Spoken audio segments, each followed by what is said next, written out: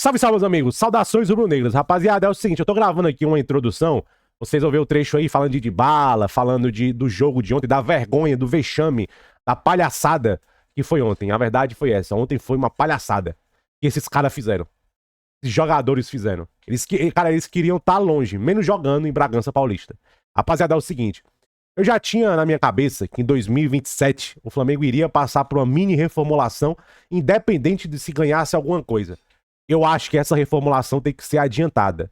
E decisões difíceis vão ter que ser tomadas. Por exemplo, o Flamengo vai ter que olhar para as laterais.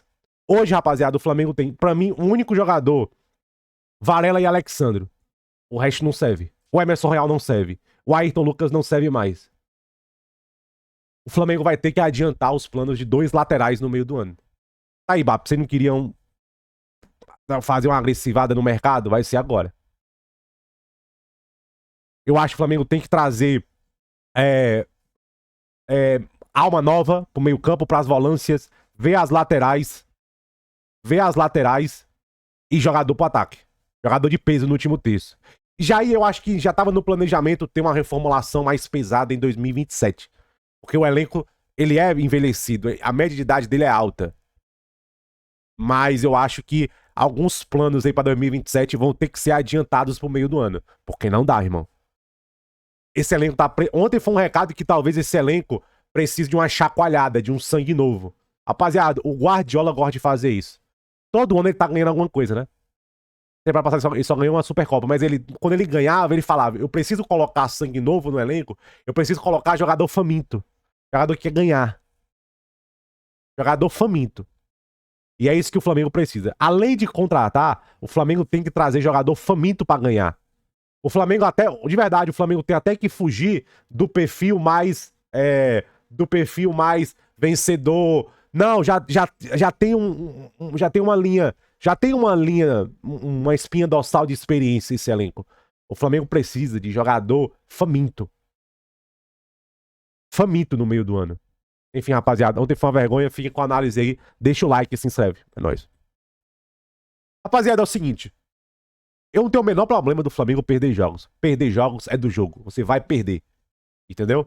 Por exemplo, o Flamengo perdeu pro Corinthians. Cara, você via a parte física do time, todos os problemas, calendário, pouca pré-temporada.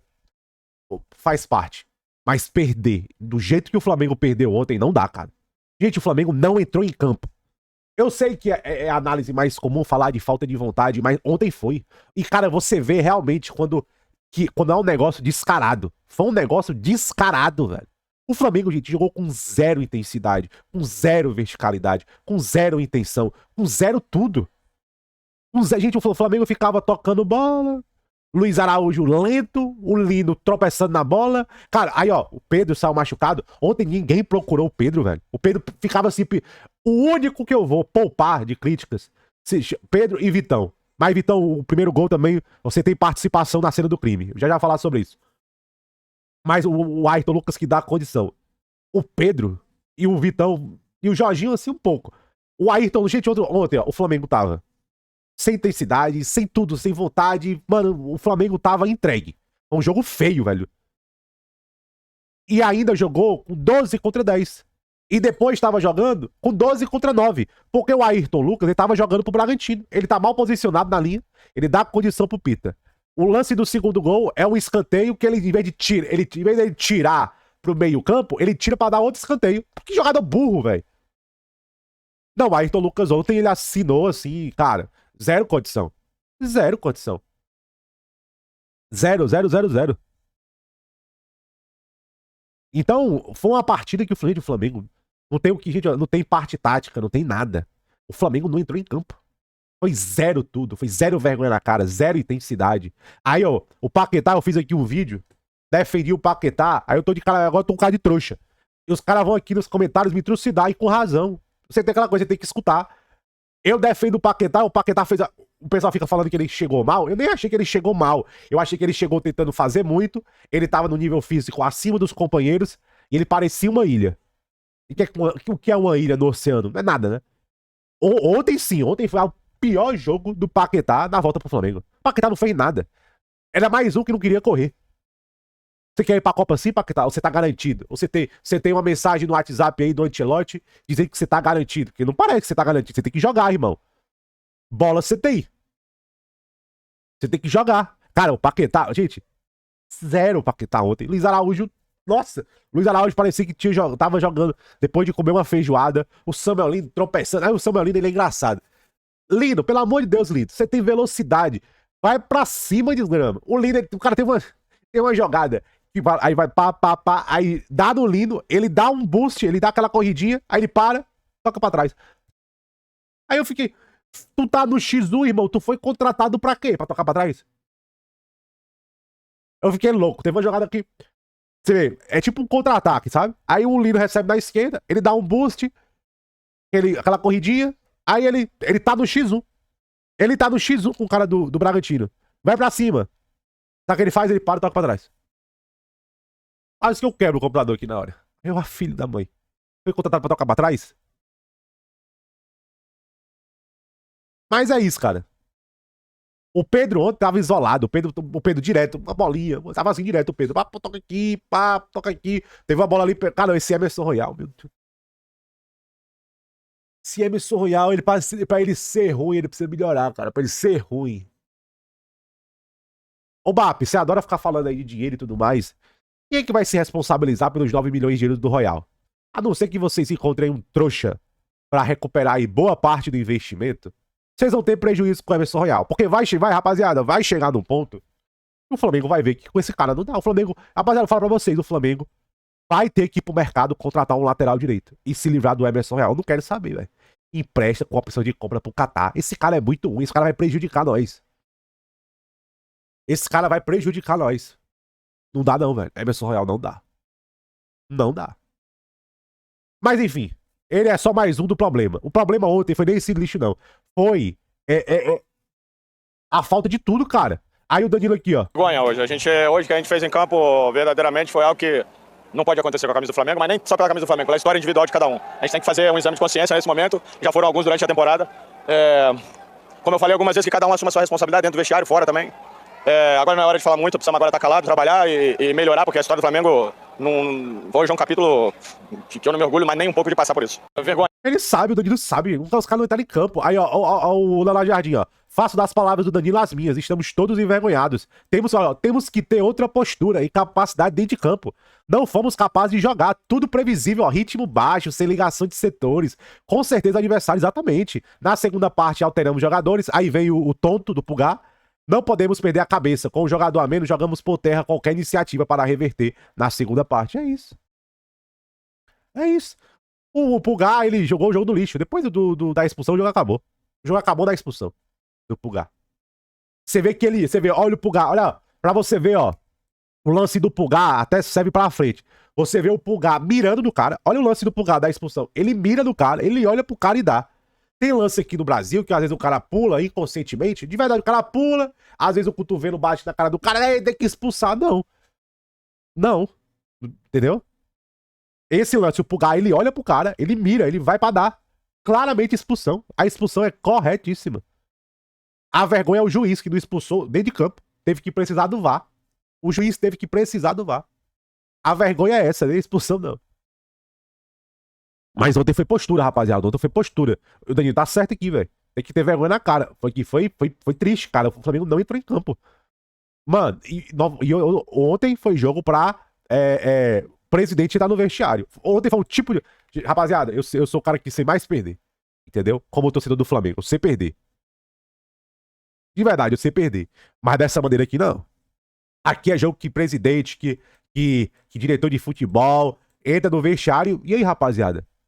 E tem que mutar o Pulgar, tá, Bap? Tem que mutar o Pulgar. E tem que mutar o Royal por ser ruim. Vai acabar o salário dele, né? Mas beleza. Tem que mutar o Royal.